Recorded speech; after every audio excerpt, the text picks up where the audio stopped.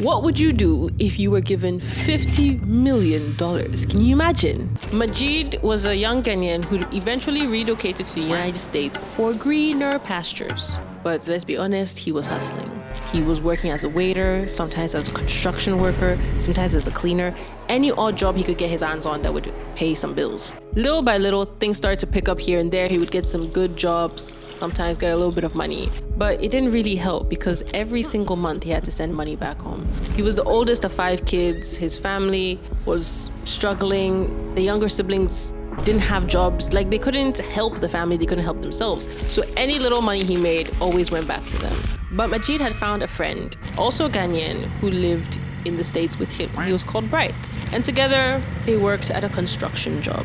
One hot afternoon whilst working, Majid broke down. He started crying bitterly. He was overwhelmed. He had bills to pay. His younger sister urgently needed money for school. Rent was due, and he even had a few loans that he still had to clear. He excused himself, went to some corner, sat down and cried. He poured his heart out to the Lord and prayed and prayed and prayed. He begged God and said, please deliver me from this insanity, this cycle that I cannot release myself from. Free me, O Lord. He continued to cry and eventually dusted himself off and went back to work. A few hours later, the head of the construction plot called both Majeed and Bright and said, oh guys, please walk down towards the end of the site. There's one last building that we're set to demolish. Kindly check it out, clear it out of anything, and then it'll be prepped for demolition. So Majeed and Bright went on ahead to the edge of the site, one last building, and they started clearing things out, packing things, removing items, until Majeed accidentally knocked his shoulder into a place that made a weird sound. That part of the wall sounded off. So he knocked on it and it took a hammer and hit it several times until it broke. Inside the wall was an empty cavity, and within it, he found stacks of $100 bills. Both Bright and Majid looked at the money and said, my gosh, there must be more somewhere. So they started knocking against the walls, trying to find that same sound, and they did. They found so many stacks of cash that Bright quickly grabbed a trash bag and started packing the money into it. They packed the money until they found no more. That trash bag was loaded. So quickly they looked at each other and left. They did not inform their bosses that they were leaving. They did not tell anybody else. They left because, to be honest, they had no intention of coming back. They headed to Majid's apartment and there sat on the floor and started counting the various bundles. One by one, each of them counted. They reached $50 million. They were shaking, they were excited, they were confused. Neither of them had ever seen that much money. But it was an abandoned building, scheduled for demolition. Nobody was going to find them, nobody wanted this money clearly, and somebody might have died and forgotten about it. So they divided it equally, in half, 25 million each, and went about their merry way. Majid decided that, this money, you couldn't put in an account, you couldn't fly with it. So he was going to transfer it little by little to his family back home and get them to use that money to buy properties, invest in corporations, build houses, anything he could do back home so that he was clear. So that's what he did. Little by little, he would send the money, they would buy plots of land, they would build houses, they would invest in businesses, and very quickly his family became very rich. Eventually, Majid packed up his US life and returned home. There, thanks to all the money he had funneled through, he was a very rich man indeed. His businesses were doing well, he had properties all over the country. His life could not be getting any better. As a rich man, Majid had everything in his life sorted. He got married, he had kids, he was traveling around the world, he was investing in projects, he was doing well in business. He had finally reached everything he had ever hoped for. Looking at his life, he prayed and thanked God. He said, wow, finding that cash in that building must have been a sign of divine intervention. God had really looked for him, really set it aside, and really turned his life for the better. And he was forever grateful. Hold up, wait, subscribe to our YouTube channel. Now let's go back to the show. Fast forward 10 years later, Majid receives a package in a mail. In it is an envelope, and in that envelope is a card, a black card with a cracked head skull on it. That was it. No note, no message, nothing else. He thought the image looked familiar. The emblem reminded him vaguely of what he had seen on those 100-bill stack notes years ago. When they were counting the money, all the 100-bill stacks were wrapped in paper, and that paper contained that emblem. But there was no signature, no name, no title, nothing attached. And so he wasn't really sure he understood the connection. A few days later, Majid gets a call. His cousin passed away. How? On his way to university lectures, he was brutally, and that was his end. Majid's whole family was sad and devastated because how? Such a young child, such a violent death.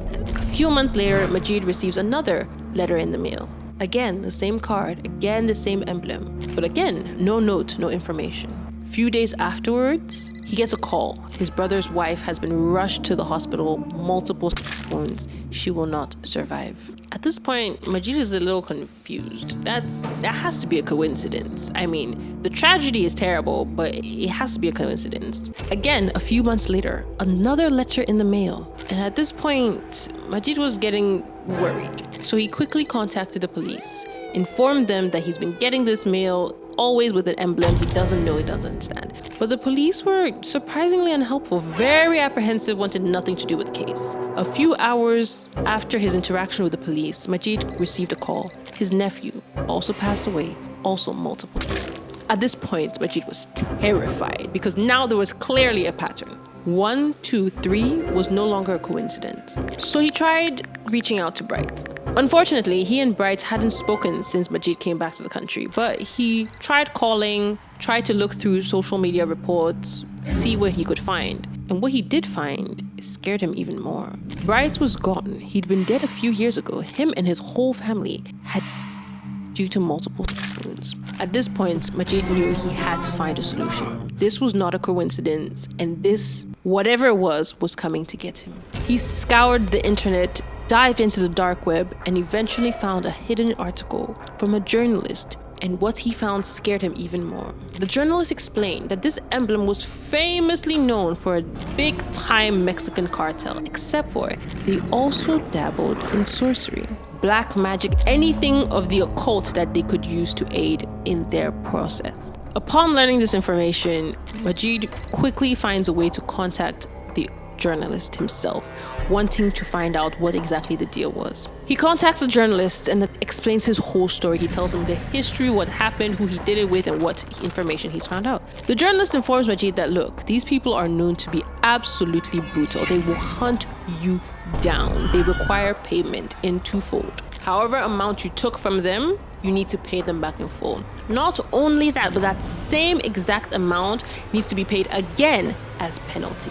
If you do not accomplish that, they will hunt you down, use all their worldwide resources to find every single member of your family, eliminate them until you are the last one standing. And if you still do not have that money, you will be the last. Majid panicked. He was rich, but he wasn't $100 million rich. Owing this cartel $100 million was going to be a steep price to pay. But he did it. He liquidated all his assets, got all the cash, and still, he was $35 million short. So he jumped on social media, started a GoFundMe page, pretended to be a sick and dying man, and asked for donations. But even with that, he only got $100,000. He was desperate, but he could see that he was never going to make the money.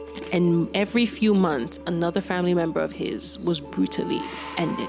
What really broke Majid was that the last person to go before him would be his younger brother, and he had no idea how he could ever live with himself. Eventually, as he stared death in its face, he wrote his own story, an article that he buried on the dark web. He took all his money, buried it underground, close to his hometown, a town called Cape Coast. There he prepared for his death. At the beginning of 2025, Majid was unalived, multiple wounds. His money buried remains unclaimed, and his story lives only on the dark web. Now that's an entangled web. And that's all I've got for you guys today. Don't forget to like, comment, and subscribe, and catch the next video every single Saturday, and I'll see you in the next one.